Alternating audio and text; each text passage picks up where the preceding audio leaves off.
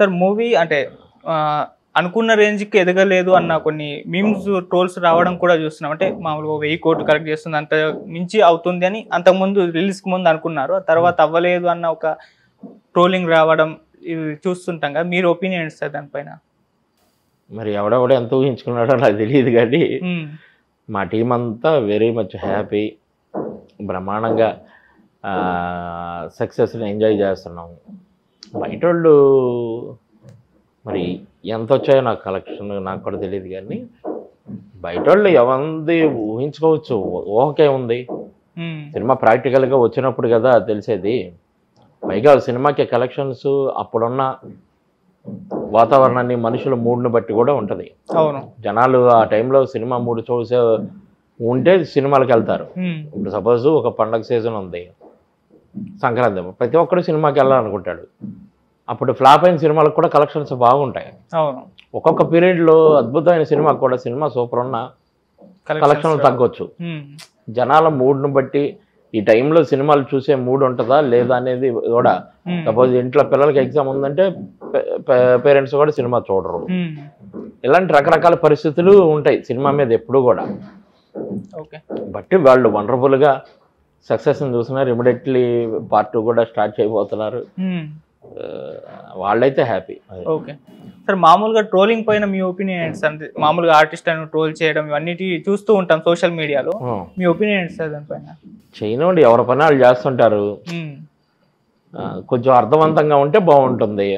అర్థం లేకుండా అదే పనిగా పెట్టుకుని ఆర్టిస్టులని ప్రతి ఒక్కరిని టార్గెట్ చేయడం ఇది మంచిది కాదు.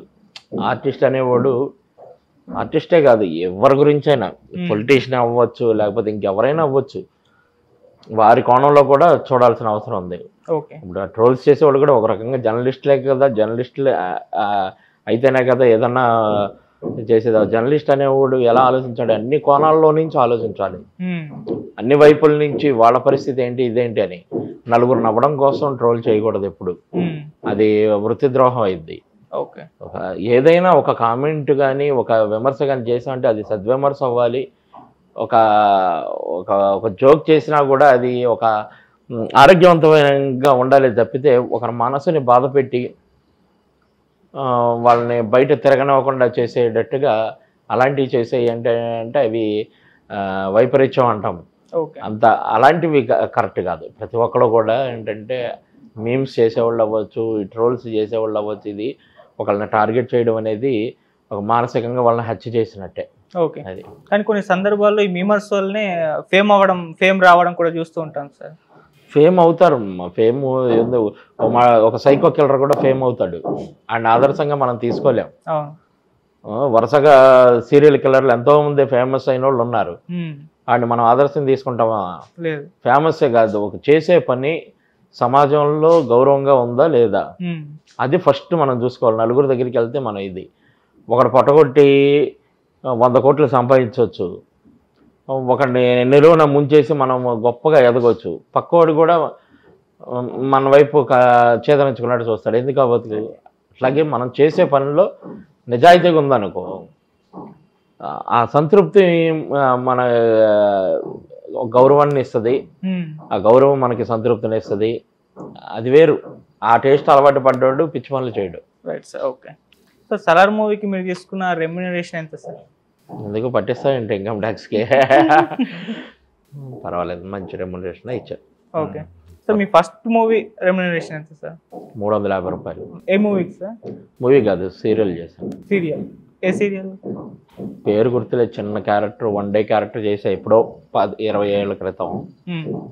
అంటే నేను డైరెక్షన్ డిపార్ట్మెంట్ అసిస్టెంట్ డైరెక్టర్ చేసేవాడిని. ఒక సీరియల్కి అప్పటికప్పుడు ఏదో డబ్బులు వస్తాయని వెళ్ళాము. ఓకే సార్, ఈ మూవీకి అయితే మీకు మంచి గుర్తింపు వచ్చింది కదా. అంటే ఇప్పుడు ఆ స్టోరీ సెలెక్షన్ అప్పుడు స్టోరీ ఏదైనా మీ దగ్గరికి వచ్చినప్పుడు దాన్ని మా రోల్ ఏంటి, స్టోరీ ఏంటి, నా పాత్ర ఎలా ఉంటుందని చెక్ చేసుకుంటారు, లేకుంటే ఏ స్టోరీ వచ్చినా చేస్తూ వెళ్తారు? ఏ స్టోరీ వచ్చినా చేసేటైతే నేను 365 రోజులు బిజీగా ఉండగలను. నాకున్న పరిచయాల్లో, నాకున్న అనుభవంలో, నాకున్న థియేటర్ బ్యాక్డ్రాప్లో చేయాలి అనుకుంటే ఏ క్యారెక్టర్ అయినా 100 సినిమాలు షూటింగ్ జరుగుతుంటే నాకు 25-30 సినిమాలు క్యారెక్టర్ ఇస్తారు, ఏదో క్యారెక్టర్ చేయాలనుకుంటే. అట్లా చేయాలి. నేను ఇప్పుడు నేను ఇండస్ట్రీలో దాదాపు 22 ఏళ్ళ నుంచి ఉన్నా. తిప్పి కొడితే 25-30 సినిమాలే ఉంటాయి నాయి. అందులో ఒక 16-17 మెయిన్ విలన్ అవ్వచ్చు, మెయిన్ లీడ్ క్యారెక్టర్లు చేస్తున్నాను. ఇలాంటి దాదాపు 20 దాకా అలాంటివి చేస్తున్నాను. ఒక 5 సినిమాలు పెద్ద క్యారెక్టర్ అనుకుని వెళ్ళడం, చెన్నై అవ్వడం ఇలాంటివి జరుగుంటాయి. లేదా ఒక పెద్ద డైరెక్టర్ దగ్గర చిన్న చేసినా పర్లేదు అనుకుని వెళ్ళడం ఇలాంటివి ఉంటాయి తప్పితే క్యారెక్టర్ నచ్చకపోతే చేయాల్సిన అవసరం నాకు లేదు. నాకు నా డ్రామాస్ నాకుంటే నా వర్క్షాప్, నా ఇన్స్టిట్యూషన్లు, నా ఉంటాయి కాలేజీలకి వాటికి వీటికి వెళ్ళేది నా వర్క్ నాకు బిజీ ఉంటుంది. క్యారెక్టర్ నచ్చాలి, క్యారెక్టర్తో పాటు కూడా గౌరవప్రదమైన రెమ్యునరేషన్ ఉన్నప్పుడే నేను చేస్తాను, కానీ లేకపోతే చేయను. ఓకే, మెయిన్గా ఏం చెక్ చేసుకుంటారు సార్ సినిమా స్క్రిప్ట్ మీ దగ్గరికి రాగానే? అదే అంటే ఫస్ట్ కథ బాగుండాలి. ఎవరైనా కూడా నా క్యారెక్టర్ అనే కాదు, ఒక అద్భుతమైన క్యారెక్టర్ వచ్చింది, అది కథ బాగాలేదు అనుకోండి, కష్టపడింది కూడా వృధా కదా. సినిమా అంటే ఒక డబ్బులు వస్తున్నాయి అనే కాదు, కూలికే వెళ్ళట్లేదు. మనం ఆర్టిస్ట్ ప్రతి ఒక్కరు మనం అంటే ప్రతి క్షణం కూడా దానికోసం శ్రమిస్తాం. ప్రతి టెక్నీషియన్ కూడా అదొక ఆపరేషన్ లాంటిది. దాంట్లో పాల్గొన్నామంటే కేవలం డబ్బనే కాదు, అన్ని రకాలుగా సంతృప్తి అవ్వాలి. మంచి కథ ఉన్నప్పుడు అందులో చిన్న క్యారెక్టర్ అయినా, కథలో మంచి చిన్న క్యారెక్టర్ అయినా కూడా గొప్ప విషయం. అట్లా కథ బాగుంది, ఈ సినిమా ఏదో అడేటట్టు ఉంది అనిపిస్తే ఇంట్రెస్ట్ చూపిస్తాం. ఓకే సార్, సలార్ మూవీ తర్వాత చాలా మంది మాట్లాడుకున్న సీన్ గురించి ఏంటంటే ప్రభాస్ గారు కాళ్ళు పట్టుకునే సీన్ గురించి ఏం చెప్తారు సార్ మీరు? ఆ సీన్ గురించి చెప్పేది ఉంది, ఆ క్యారెక్టర్ పట్టుకుంది, ప్రభాస్ పట్టుకోవాలా. ఆ క్యారెక్టరు అలా చెయ్యాలి. పట్టుకుంది కూడా నన్ను కాదు, నారంగ అనే క్యారెక్టర్ని పట్టుకున్నాడు. సో ఏంటంటే ఆర్టిస్ట్గా ఆయన డెడికేషన్ అందరూ అంగీకరించకపోవచ్చు, నేనే పెద్ద స్టార్ని కాదు, ఇది సీన్ ఎందుకు అవసరం లేదు అనవచ్చు, లేకపోతే ఏం అవ్వచ్చు. ఒక క్షణం కూడా అక్కడ ఏం డిస్కషన్ లేకుండా వచ్చి ఆయన ఆ సీన్ చేశారు, దాన్ని మనం అప్రిషియేట్ చేయాలి. అది ఓకే, మామూలుగా ఆయన డూప్ చేస్తా అన్న కూడా ఆయనే వద్దు నేనే చేస్తాను అన్నారు, ఆ మాట అన్నారు.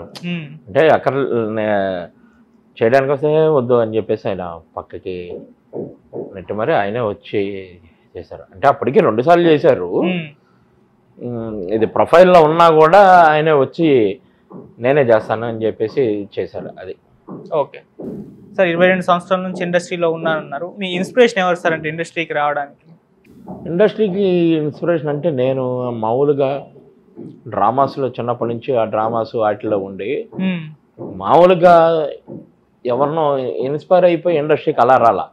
నేను బ్రతకడం కోసం వచ్చా. అంటే నాకు డ్రామాస్లో డబ్బులు రావు, ఓకే ఆర్టిస్ట్గానో లేకపోతే డైరెక్షన్ పర్మిట్ ఏదో బ్రతకడం కోసం ఒక ఆదాయం కావాలి కాబట్టి ఇండస్ట్రీకి వచ్చాను.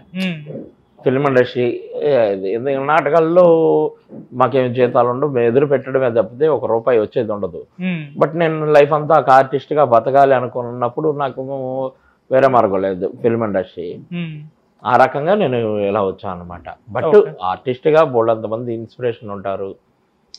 వాళ్ళ చూసినప్పుడు చిన్నప్పుడు అందరిలాగానే మనము విజిల్స్ కొట్టి ఎగిరి గంతులు వేసేది ఇట్లన్నీ ఉంటాయి. ఒక్కొక్కరి నుంచి ఒక్కొక్క ఇన్స్పిరేషన్ అవుతాము. అలాగే మామూలుగా వ్యక్తిగతంగా అయితే చిరంజీవి గారు బాగా ఇష్టం నాకు. ఓకే, సో ఇండస్ట్రీకి వచ్చిన తర్వాత మీకు అత్యంత సన్నిహితమైన ఫ్రెండ్ ఎవరైనా ఉన్నారు సార్ ఇండస్ట్రీలో? మామూలు నా తోటోళ్ళు చాలామంది ఉన్నారు.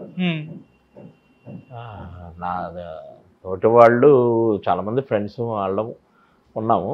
బాగా ఏంటంటే ఇప్పుడు బుర్రా సాయి మాధవ్ గారు రైటర్, ఆయన బాగా ఇప్పుడు ప్రజెంట్ నేను చేసే సినిమాకు నేను ఇప్పుడు ఆయన ప్రొడ్యూసర్గా నేను డైరెక్టర్గా కూడా సినిమా చేయబోతున్నాం. ఆయన బాగా ఆత్మీయుడు, ఆయన దగ్గరే ఉంటాం, ఆయన దగ్గరే చేస్తుంటాం. ఓకే, ఇప్పుడు నెక్స్ట్ డైరెక్షన్ చేయబోతున్నారు సార్, ఏదైనా మూవీలో ఇంకా చేస్తున్నారా? ఆర్టిస్ట్ చేస్తాను ఉంటాను, అదేం లేదు. డైరెక్ట్ మాకేంటంటే బేసికల్గా 18 సంవత్సరాలకే నాటక రచయితమే దర్శకుడి అయిపోయాం కాబట్టి ఆ డైరెక్షన్ పట్ల అట్లాగా మాకు ఇంట్రెస్ట్ ఉంటుంది. ఒక కథ బ్రహ్మాండమైన కథ ఒకటి రాసుకుని దీనికి మనమైతే బాగా చేయగలుగుతాం డైరెక్షన్ అనుకుని మన మీద ప్రొడ్యూసర్కి నమ్మకం కలిగి నువ్వే డైరెక్షన్ చెయ్యి అని చెప్పి అట్లాగా చేస్తున్నాం. బట్ నా లైఫ్ ఏంటంటే ఆర్టిస్ట్. ఓకే, చేసినా ఇప్పుడు నేను సినిమా చేసినా ఏదో క్యారెక్టర్ చేయడం ఇవన్నీ తప్పనిసరిగా ఉంటాయి. ఓకే, అటు ఆర్టిస్ట్ గా కంటిన్యూ అవుతూనే డైరెక్షన్ కూడా చేస్తా అంటారు. ఆర్టిస్టే మెయిన్. డైరెక్షన్ ఎప్పుడైనా మంచి కథ ఉన్నప్పుడు, నాకు ఆర్టిస్ట్ లైఫ్కి డిస్టర్బ్ లేనప్పుడు అట్లా చేసుకుంటా ఉంటాను. ఓకే సార్, డైరెక్షన్ చేస్తే ఒక స్టార్ హీరో ఛాన్స్ ఇచ్చారనుకో, ఏ స్టార్ హీరో దగ్గరికి మీరు మీ కథను వెళ్ళి నెరేట్ చేస్తారు సార్? కథను బట్టే. ఓకే, అంటే పలానా మేము నాటకాల నుంచి వచ్చాం కాబట్టి మేము ఫస్ట్ ఏంటంటే హీరోని దృష్టిలో పెట్టుకుని రాయము.